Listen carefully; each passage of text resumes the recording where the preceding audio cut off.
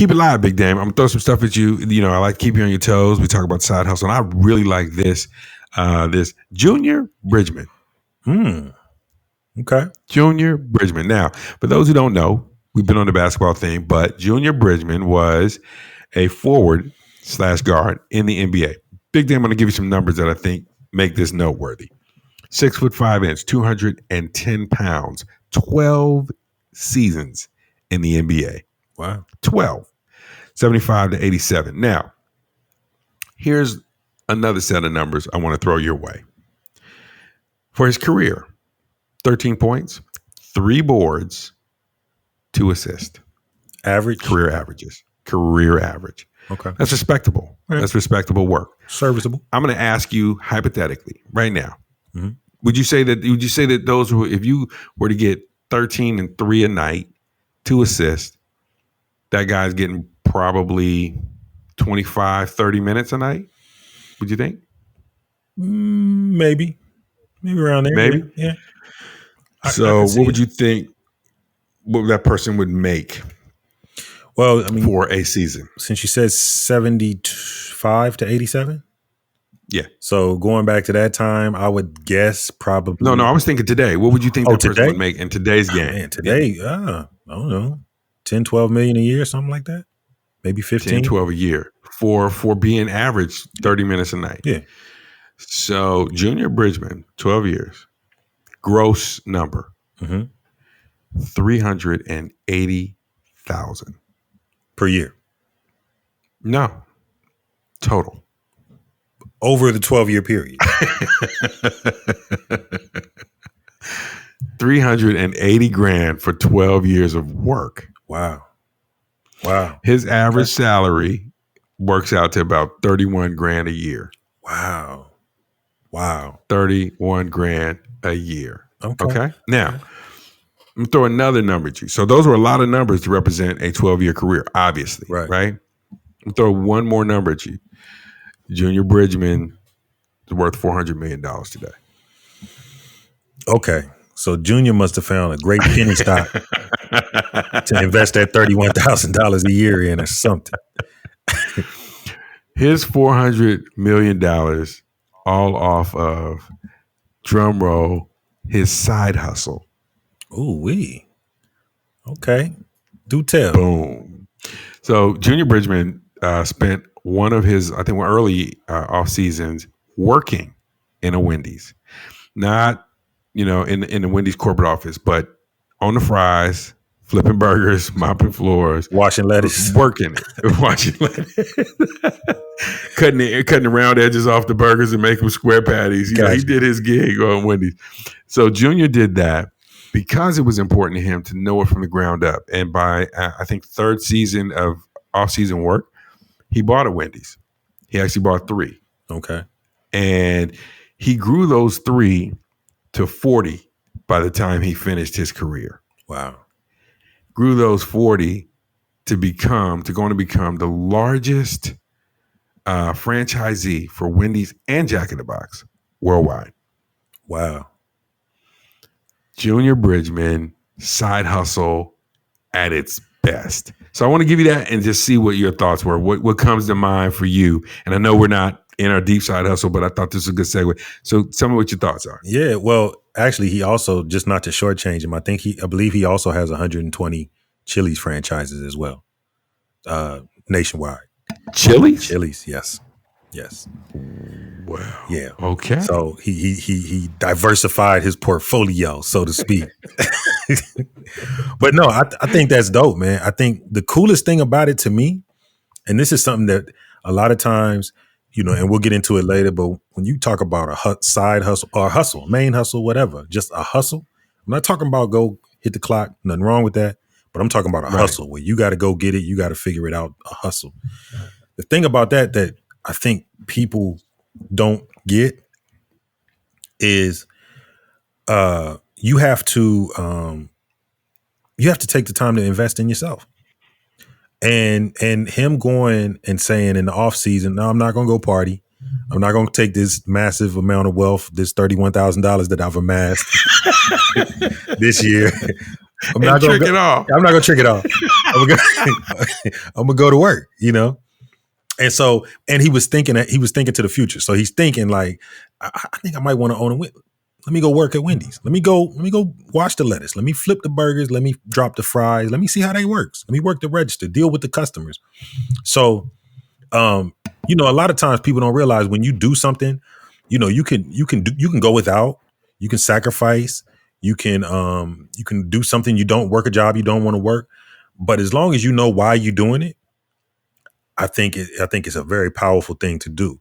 If you're just doing it, if he just was going to Wendy's because he just wanted to supplement his income, that's different. Right. But the fact that he was doing it as a means to an end, I think that's powerful.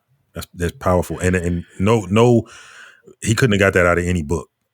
You know what I mean? No, that's the thing too. And you and I were just talking recently about we listened to the message that TD Jakes had done a couple of weeks ago when he talked about living for something greater than yourself. Mm-hmm. And I thought this was a fantastic example of that, right? Because you cannot be. I mean, now I think you discover he owns Ebony or part of Ebony or something like that. And yeah, you know, here's a guy who obviously was motivated by something way bigger than, you know, let me just make some money. And I always remember, you know, Los's older brother was drafted into the NBA. And I remember asking him, you know, man, you got drafted by the Jazz. You didn't want to go play? He was like, no, man, I dribbled for an education. You know, and it was just a profound response to it, right? And I think the assumption is, and we saw this actually with the NCAA tournament this year. They probably have done it before, but I never paid attention. But this year I noticed a lot of ads where, you know, they got the name of the person and you see them in their profession. And it's a reminder that they were a student athlete. And so people go on to be professional in something else and excel. And I think that's Junior, right? Junior dribbled to a place that is very respectable as an NBA veteran. Those numbers are not numbers you can roll up on a humbug. Right. But his mindset was, I'm working for something greater. And I think a lot of times, even, you know, well-meaning pundits criticize players without really knowing what are they really after. You know, you and I have joked about Johnny with Kyrie. And, you know, here's a guy, you know, for all we know, Kyrie just is gifted. And he's like, man, I'm dancing on this basketball court. But, you know, being the best dribbler ever is not what matters to me. It's what I can do away from the game, for all we know, right? And it would be worth the conversation with him to find that out. But I think Junior serves as a wonderful model of somebody who has lived it at its best away from the game. And I think the money he's made, you know, he made a tenth of his overall wealth in 12 years as an NBA player. Right. That's crazy. You know, that's crazy. He made Tide money playing in the NBA. Right. That's it. But don't despise small beginnings, though. You know what I mean? Exactly. That's the thing, man. And a lot of people would have got sucked into not even the money, just the fame and limelight that comes with being able to say I'm an NBA player, right? So that can get you in a lot of places that they can't get, that other people can't get into. So the fact that he was able to keep his focus and you know, had a plan and was able to work that plan speaks a lot to his discipline.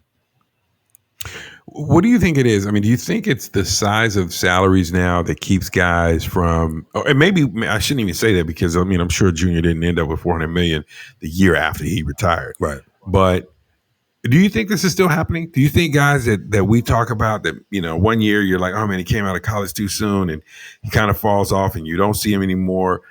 Do you think those guys are doing some similar things with their lives away from the game? Or do you think it's just like, hey, I don't have to work, so why work? I mean, I think it all depends. I mean, I think now, you know, with the money that some of these guys are making now and have been making for the last several years now, that's definitely out there. I mean, there's guys, I think Jamarcus Russell's still getting paid by the Raiders.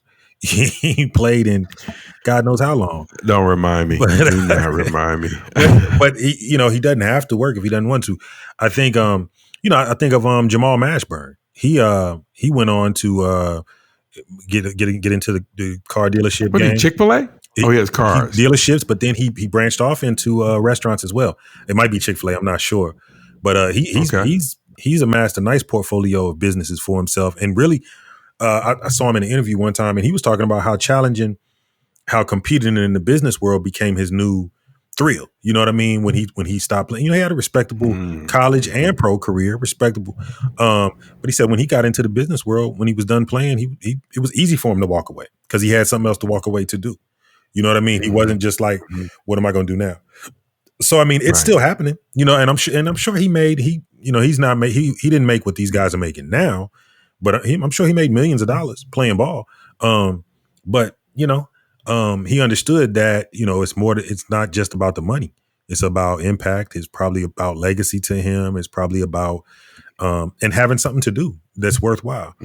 So he found a passion and he ran with it. So I think it still happens. I think guys still are doing it. But yeah, there's so much money being thrown around now. I'm sure it's very easy to say, you know what, I'm gonna buy this laundromat and just let it pay me. I would come and drop off coins, pick up coins, drop off coins, pick up coins. Car wash, So yeah, I definitely think that still happens. I several months ago,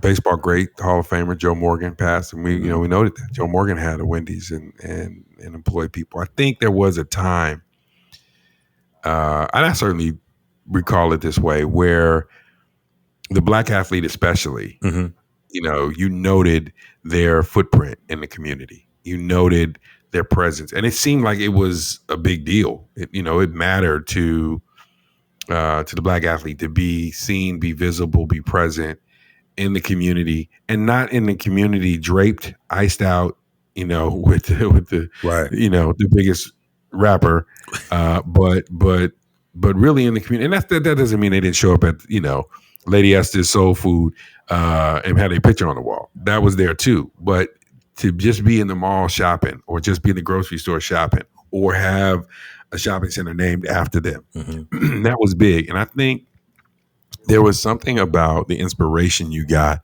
and the sense of connection and pride that you had, knowing, man, I just ran into Clifford Wright in Eastmont Mall, or I just saw Reggie Jackson on Broadway.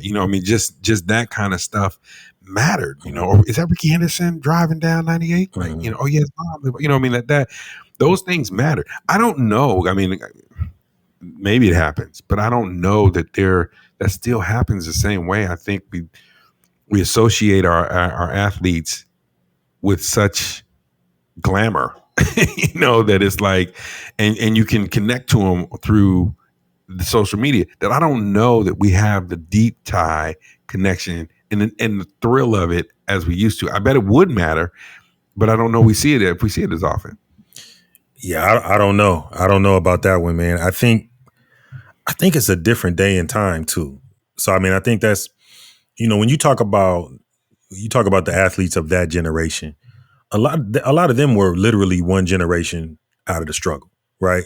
So daddy probably worked 2 jobs, worked his fingers to the bone, most likely. Mama may have been cleaning houses or whatever she was doing to make ends meet for the family. So I'm sure a lot of those guys, you come into the game in the 60s or 70s playing ball, you understand what it's like not to have. So, okay, you get great. You gave me this $31,000 a year, but I'm so concerned about going back to having nothing. That's too close to having nothing. So let me let me figure out what else I'm gonna do. You know what I mean? And so I think a lot of the athletes in the 70s, especially, when I look back and kind of look at who played and what they did with themselves, a lot of them just kept working. A lot of them had to work, for one, because they weren't making the money. And I think that they just never lost that workman-like mentality. You know what I mean? Whereas, as with anything, the more you get, the hungrier guy in the room is usually going to be the hardest working guy in the room. That's usually how it works. I mean, and when you show up to work and your belly is full and you ain't been late on a payment ever, and everything you got is paid for, you can pay, you can do whatever you want to do. It's just, it takes a special person to be able to still pull that passion out. You have to really be passionate about what you're doing to still work as hard as somebody who doesn't have.